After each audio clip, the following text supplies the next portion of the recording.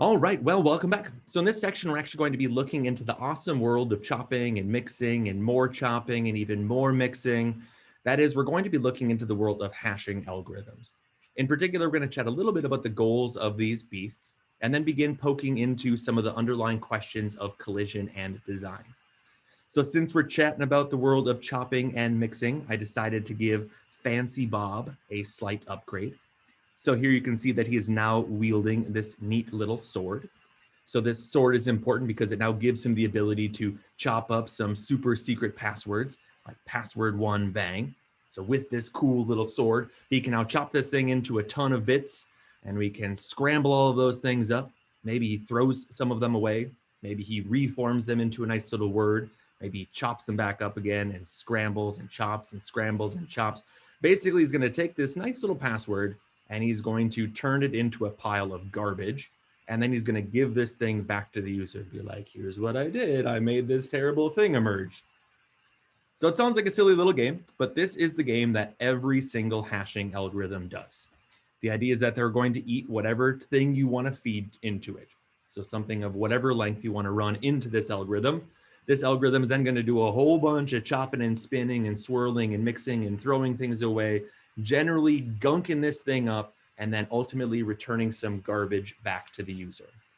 So down below, you can see something like password one bang, this cute little password. If I were to run it through the MD5 hashing algorithm, it's going to emerge on the back end as this pile of garbage. There's a little bit of structure in the pile of garbage in that that thing happens to have 16 nice little hex values. So there's going to be 16 bytes on the back end or 128 bits. And that's going to be true in general. Anytime you would funnel whatever you want to through the MD5 hashing algorithm, it's always going to emerge on the back end as something with 16 bytes or 128 bits. It's typically going to be presented in this hex fashion, though you could also present it in binary or something like that as well. But the typical way is to present it in hex. You could also run it through something like SHA-1. You can see on the back end here, it's going to also give you a pile of garbage. Here it's going to be a slightly larger pile of garbage in that there are actually going to be 20 bytes living there. So it's a little bit longer. In general, all of these hashing algorithms are going to have slightly different lengths on the back end, and we'll chat a little bit more about the length of those things when we begin looking into some of the collision aspects, basically how much security can I get by increasing the lengths or decreasing the lengths, or what should I be seeing on the back end side of things. So that's the early definition of what a hashing algorithm is. Basically, it's a function that takes in whatever type of input, scrambles it up, and it returns some vomit on the back end. One key thing is that it really can be any size input as the funnel in side of things. You can feed in a single character. You can feed in an entire email. You can feed in your third grade report on hedgehogs, which I most certainly actually did. I remember at some point in time making a tiny little cool clay hedgehog. So I could take that nice little report that I wrote back in third grade, feed it through a hashing algorithm. If I fed it through MD5, it'd still kick out 16 bytes on the back end. You could feed in 1,000 lines of Python code. Again, it'd kick out 16 bytes on the back end. If you took every single tweet that's been stored in the Library of Congress, shoved that entire thing into this MD5 hashing algorithm on the back end, still going to kick out something with 16 bytes. So absolutely anything can go in on the input side, but on the output side, it's always going to be 16 bytes if it's MD5. It's going to be 20 bytes if it's SHA-1. Different hashing algorithms are going to have different rules on the back end.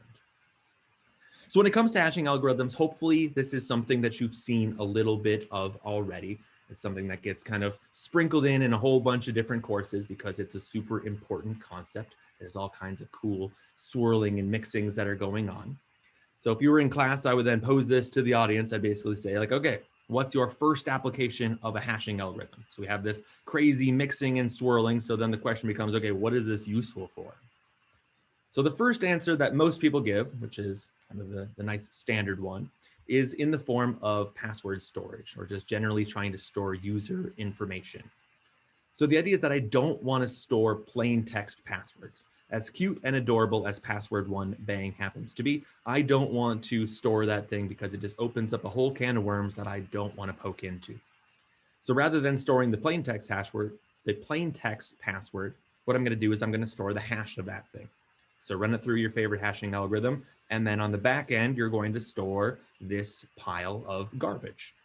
So then if Fancy Bob were to come back to your server and you're going to say like, okay, Bob, validate that you are who you say you are, Bob's going to type in his cool little password again, run it through the hashing algorithm, and you'd see that the two hash values are going to match. So if that occurs, give up the nice thumbs up and say like, okay, Bob, you say you are who you say you are. So go and do whatever you want to do here because everything is totally great. That obviously brings up some questions of collision that we want to try to avoid, is that I don't necessarily want two different strings pointing into the same hash value. It is going to occur. We just want to try to minimize the chance that it does. So that's one early application. The second application is going to be something like data integrity, basically making sure that your file is what it's supposed to be. So the idea is that if I were to have something that was, let's say, hello world, just a cheesy little file, let's say, I know that this thing is going to hash into that particular value. And you're like, cool, it is what it is. So if I were to try to give this thing away to somebody else, I can say, this is your document. It's supposed to hash into this thing. And if the thing that you receive does hash into that, you can assume that nothing happened in transmission. Everything is totally fine. Nothing got lost, nothing got added, nothing got nefariously changed along the way. It is what it claims to be. If something were to change, though, you can very quickly see that the subtle little change in the file is then going to create a very different hash on the back end. So if you receive this thing, you compute the hash of it. If it doesn't match with what it's supposed to be, then it's going to be sounding all kinds of alarms of being like, something is wrong. Definitely go back and check what you've actually received. Don't run it because it's not what it claims to be. So then you go back to the user and say like, hey, something funky happened. The document you gave me didn't hash with what it was supposed to be. These two things are a mismatch. Can you go back and look into it, see where the problem happens to be? So hopefully this feels a lot like the error detection stuff that we looked into when we were playing around with error correcting codes. It's basically the same game here, is that there's going to be this massive alarm that says problem, problem, problem, problem, problem, except for in this scenario, I'm just going to go back to the user and be like, hey, there's something wrong, please fix. Where in the error correction side of things, we were able to go back and actually modify some of those things. So we had some of those parity built into it, so I could easily modify them. In the hashing algorithms, we're going to see some similar things. So we're going to have some checksums that are going to be appended to the end, which are going to play nicely with this error detection. Then we're just going to scramble things up a crazy amount afterwards. So those are two really early applications. There's endless number of applications in hashing algorithms. We could go on and on and on and on and on. More recently, they've been in vogue in the world of cryptocurrency and mining and things like that. Basically, you have a block. It's going to have a specific hash value. I need to then match some things on the next block so I can actually begin linking these things. So I can see the little game of the puzzle of trying to match hash values, keeping those little tangles all in line. There's a bazillion other applications as well. So I'm not going to go over and over and over into a ton of them just because you can take a peek at them. You've probably seen them in some other classes as well. Our game is to look a little bit more into the design of them and see what's existing under the hood. So as we go into the under the hood aspect of things, we can begin to at least think about a list of desirable features that I would like these things to possess. Some of them are pretty easy to understand. Basically, I want these things to be super duper fast. They have to be easy to compute, because if you feed in something massive, if it's going to take a couple days to compute the hash, then it becomes unrealistic to actually use. So it's got to be easy to compute, at least for a computer. Just blast through, kick out some outputs. The second thing is actually just going to be a rule for a function. If Bob comes in with password 1 bang and computes the hash of it and that thing gets stored, the hope is that a month later when he comes back with that same password, when he computes the hash of that thing, it still should go to the exact same thing that it did before. So it shouldn't ever swap out. You have the same input, it's going to hash into the same output every single time. There's no randomness going on behind the scenes here. Same input is always going to create the exact same output. Property 3 is going to be one that from the output side, I really don't want to be thinking about where it originally came from. I want this thing to be properly garbled up. So technically it's going to connect from C and E. They're basically going to be this same properties that I want it to really generate a very new pile of garbage. So something nice turns out to be completely chaotic. So the hope is that you can't take the completely chaotic and then work backwards. So I really shouldn't have a way to quote unquote unhash something. So it's going to be very, very hard. So you can kind of think about this as some type of trap door, is that if I fall down this trap door, there's no way that I can get back out of it. And then the fourth kind of big property that I want to have is that I want it to be really challenging for this notion of collisions to occur.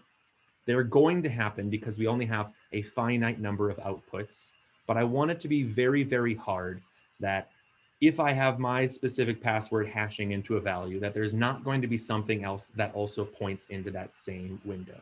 So the idea is that if password 1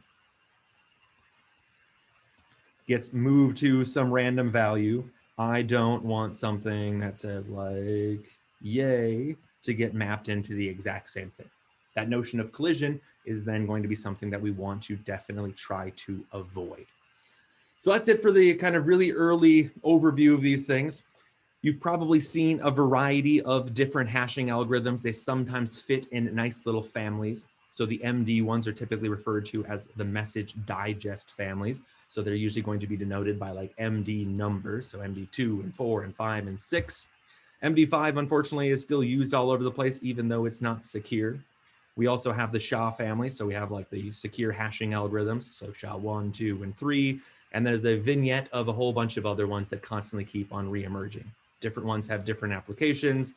They all look kind of the same on the back end, and then it's a pile of hex of different lengths. So there's a variety of them there. You probably have a few more in your back pocket as well, but realize that there's an ongoing quest to constantly redesign these things to hopefully achieve this list of desirable properties. So as computers get better, our outputs are going to have to get longer and longer. So there's this nice balance of as this improves, this has got to improve. As this improves, this has got to improve. So it's a fun little bit of swirling and mixing and just a bazillion amount of XORs. So that's actually where we're going to be going next, is we're going to chat a little bit about some tools that we're going to need in our background. We're going to then build up a bad hashing algorithm so I can start to show some of the desirable features that we will lack in this example, but it'll at least allow us to play this game of collisions and start properly framing that discussion as we move a little bit farther. So we'll pause it here and we'll jump into a bad hashing algorithm, and you'll see some of the goodies emerge there.